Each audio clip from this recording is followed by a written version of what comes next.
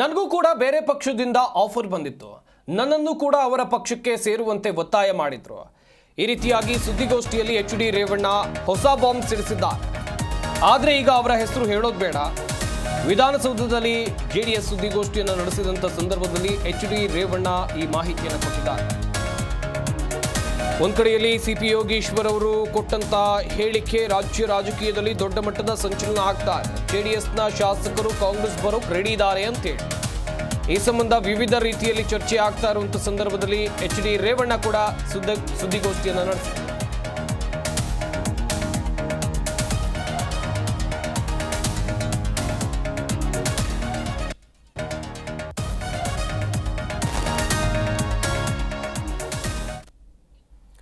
ಇನ್ನು ಈ ಸಂಬಂಧ ಎಚ್.ಡಿ. ರೇವಣ್ಣ ಅವರನ್ನ ನಮ್ಮ ಪ್ರತಿನಿಧಿ ಜನಾರ್ದನ್ ಹೆಬ್ಬಾರ್ ಮಾತನಾಡಿಸಿದ್ದಾರೆ. ಈ ಸಂದರ್ಭದಲ್ಲಿ ಅವರು ಏನು ಹೇಳಿದ್ರು ಬನ್ನಿ ನೋಡೋಣ.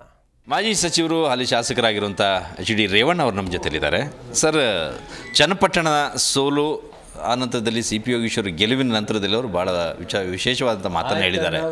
ಅಲ್ಲ, ಈಗ ಗೆಲುವಾಗಿದೆ ನಿಜ, ಆದರೆ ಜೆ ಡಿ ಎಸ್ಸನ್ನೇ ಸಂಪೂರ್ಣವಾಗಿ ಖಾಲಿ ಮಾಡ್ಕೊಂಡು ತಗೊಂಡು ಹೋಗ್ತೀನಿ ಶಾಸಕರನ್ನ ಕಾಂಗ್ರೆಸ್ಗೆ ಅಂತ ಹೇಳ್ತಿದ್ದಾರೆ. ನಮ್ಮ ಪಕ್ಷದ ಚಿಂತೆ ಬೇರೆ ಬೇಡ. ಅವ್ರು ಗೆದ್ದಿದ್ದಾರೆ, ಒಳ್ಳೆ ಕೆಲಸ ಮಾಡಲಿ, ಭಗವಂತ ಅವ್ರಿಗೆ ಚೆನ್ನಾಗಿ ಇಟ್ಟಿರಲಿ. ಅವ್ರಿಗೆ ಪಾಪ 2-3 ಸಾರಿ ಸೋಲು ಅನುಭವಿಸಿದ್ರು. ಈಗ ಒಂದು ರಾಷ್ಟ್ರೀಯ ಪಕ್ಷ ಅವರಲ್ಲಿ ಕರ್ಕೊಂಡೋಗಿ ಇನ್ನೊಂದು ರಾಷ್ಟ್ರೀಯ ಪಕ್ಷದಿಂದ ಕರ್ಕೊಂಡೋಗಿ ಸೀಟ್ ಕೊಟ್ಟು ಪಾಪ ಎಲ್ಲ ಮಾಡಿದ್ದಾರೆ.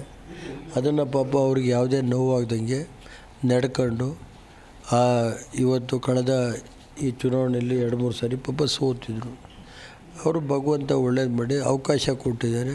ಚನ್ನಪಟ್ಟಣದ ಜೊತೆಗೆ ಇಡೀ ಜಿಲ್ಲೆ ಕೆಲಸ ಎಲ್ಲ ಮಾಡಿ ಒಳ್ಳೆಯ ಹೆಸರು ತಗೊಳ್ಳವರು.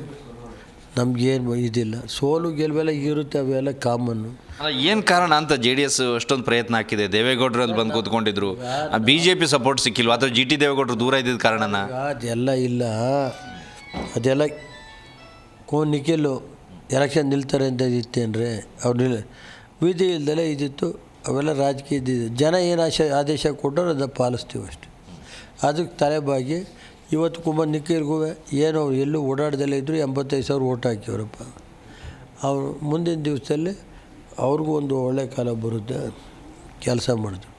ನೀವು 2 ಪ್ರಮುಖ ವಿಚಾರಗಳನ್ನು ಇವತ್ತು ಹೇಳ್ತಾ ಇದ್ರಿ. ಒಂದು, ನಿಮಗೆ DCM ಆಗುವಂಥ ಭಾಗ್ಯ ಬಂದಿತ್ತು, ಬೇರೆ ಪಕ್ಷಕ್ಕೆ ಆಹ್ವಾನ ಬಂದಿತ್ತು ಅನ್ನುವಂಥ ವಿಚಾರ.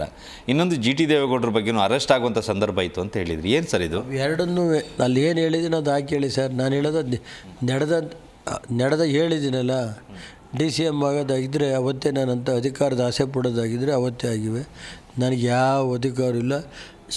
MLA ಸರ್, ಅದೆಲ್ಲ ಟೈಮ್ ಬಂದಾಗ ಹೇಳೋಣ ಬಿಡಿ ಸರ್.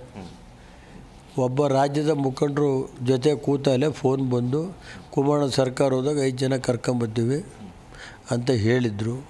ಅದು ಯಾರು ಹೇಳಿದರು ಬಿಟ್ಟರು, ಅದು ಇವತ್ತು ಹೇಳೋದಂತೆಲ್ಲ ಟೈಮ್ ಬಂದಾಗ ಹೇಳ್ತೀನಿ. ಜಿ ಟಿ ಅವ್ರದ್ದು ಏನು ಅರೆಸ್ಟ್ ವಿಚಾರ ಏನು ಅದು ಗೊತ್ತಿಲ್ಲಪ್ಪ. ಅದು ಜಿ ಟಿ ಅವ್ರದ್ದು ನನಗೆ ಹೇಳಿದ್ನಲ್ಲ, 2018ರಲ್ಲಿ ಅವ್ರದ್ದು ಯಾವುದೋ ಹೌಸಿಂಗ್ ಬೋರ್ಡ್ದು ಅಂಥದ್ದು ಕೇಸ್ ಇತ್ತಲ್ಲ ಸ್ವಾಮಿ, ಸುಮ್ಮನೆ ಪಾಪ ಅವ್ರ ಮೇಲೆ ಹಾಕಿ ಇದು ಮಾಡಿದ್ರಲ್ಲ, ಅವತ್ತು ರಾತ್ರಿ ಮಾಡಬೇಕು ಅನ್ನೋದಿತ್ತು. ಯಾರೋ ಹೇಳಿದರು, ಅದು ಕುಮಾರನಿಗೆ ತಿಳಿಸ್ದೆ. ಕುಮಾರಣ್ಣ ಒಂದು ಗುಟ್ರೆ ಹಾಕಿದ್ವಿ, ಅಲ್ಲಿ ನಿಂತೋಯ್ತು. ನೀವು ಎಷ್ಟೆಲ್ಲ ಸಪೋರ್ಟ್ ಮಾಡಿ ಎಲ್ಲ ಮಾಡಿದ್ರಿ, ಆದರೆ ಜಿ ಟಿ ದೇವೇಗೌಡರು ಈಗ ದೂರ ಇರೋದಕ್ಕೆ ಏನು ಕಾರಣ ಆಗಿದ್ರೆ ಸರ್? ಪಾಪ ನೋಡ್ರಿ, ಕೆಲವು ಕೂತ್ಕೊಂಡು ನಾವು ನಮ್ಮ ಪಕ್ಷದ ವಿಷಯ ತಲೆ ಹಾಕಿ ಕೆಡಿಸ್ಕೊತೀರಿ.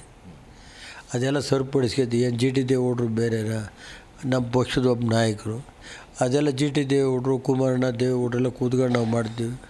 ಜಿ ಟಿ ದೇವೇಗೌಡರಿಗೆ ನಮ್ಮ ನಾಯಕರಿದ್ದಾರೆ, ಅದು ಸರಿಪಡಿಸ್ಕೊತೀವಿ. ಕೋರ್ ಕಮಿಟಿ ಅಧ್ಯಕ್ಷರಿದ್ದಾರೆ, ಅವೆಲ್ಲ ನಾನು ಕುಮಾರಣ್ಣ ಎಲ್ಲ ನಾವು ಕೂತ್ಕೊಂಡು ಮಾಡ್ಕೊತೀವಿ. ನಡೀರಿ, ಪಕ್ಷದ ಕಾಂಗ್ರೆಸ್ನವ್ರಿಗೆ ಯಾಕೆ ಈ ಚಿಂತೆ? ಈಗ ಕೊನೆಯದಾಗಿ ಹಾಸನದಲ್ಲಿ ನಿಮ್ಮ ಪ್ರಭಾವ ಇದೆ, ಸಾಕಷ್ಟು ನಿಮ್ಮ ಕುಟುಂಬದ ಪ್ರಭಾವ ಇದೆ. ಅದನ್ನು ಸಂಪೂರ್ಣವಾಗಿ ಸೆಳ್ಕೋಬೇಕು ಅಂತೇಳಿ ತಮ್ಮ ಭದ್ರಕೋಟೆಯನ್ನು ಸ್ಥಾಪಿಸ್ಕೊಳ್ಬೇಕು ಅಂತೇಳಿ ಅಲ್ಲಿ ಸಮಾವೇಶವನ್ನು ಮಾಡಲಿಕ್ಕೆ ಹೊರಟಿದ್ದಾರೆ ಕಾಂಗ್ರೆಸ್ನವರು. 4 ವರ್ಷದಿಂದ ಸತತವಾಗಿ ಹಾಸನ ಜಿಲ್ಲೆಯಲ್ಲಿ ಮಾಡವ್ರೆ. ಈಗಲೂ ಬಂದು ಮಾಡಲಪ್ಪ, ನಾನೇನು ಬೇಡ ಅಂತೀನ, ಮಾಡಿ ಅವ್ರ ಪಕ್ಷಕ್ಕೆ ಇನ್ನೂ ಹೆಚ್ಚಿನ ರೀತಿ ಇದು ಮಾಡಿ ಕೇಳಿ, ನಮ್ಮದೇನು ಅಭ್ಯಂತರ ಇಲ್ಲ. Thank you. ಇದು ಎಚ್.ಡಿ. ರೇವಣ್ಣ ಅವ್ರ ಮಾತು. ಅವರಿಗೆಲ್ಲ ಒಳ್ಳೆಯದಾಗಲಿ ಅನ್ನೋದು ಮಾತನ್ನು ಹೇಳಿದ್ದಾರೆ ಮತ್ತು ಉಳಿದಂಥ ವಿಚಾರಕ್ಕೂ ಸಹಿತ ಸವಿವರವಾಗಿ ಉತ್ತರವನ್ನು ಕೊಟ್ಟಿದ್ದಾರೆ. ಕ್ಯಾಮ್ರಾ ಪರ್ಸನ್ ವಿನೋದ್ ಜೊತೆ Janardhan Hebbar, G Kannada news, Bengaluru. G Kannada news ಈಗ ನಿಮ್ಮ ಮನೆಯಲ್ಲೇ ನೋಡಿ. ಎಲ್ಲ ಕೇಬಲ್ಗಳಲ್ಲಿ ಈಗ ಲಭ್ಯ.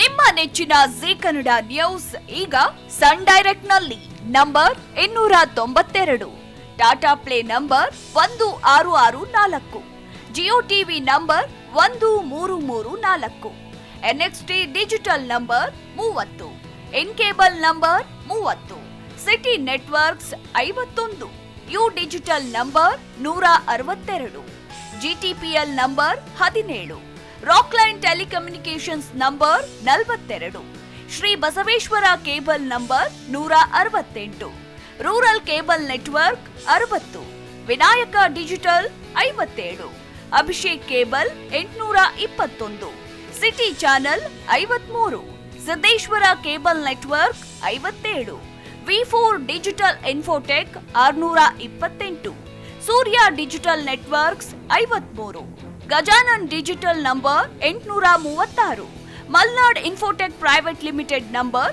56, metrocast number 830, victory digital number 167ರಲ್ಲಿ ನೋಡಿ ಆನಂದಿಸಿ.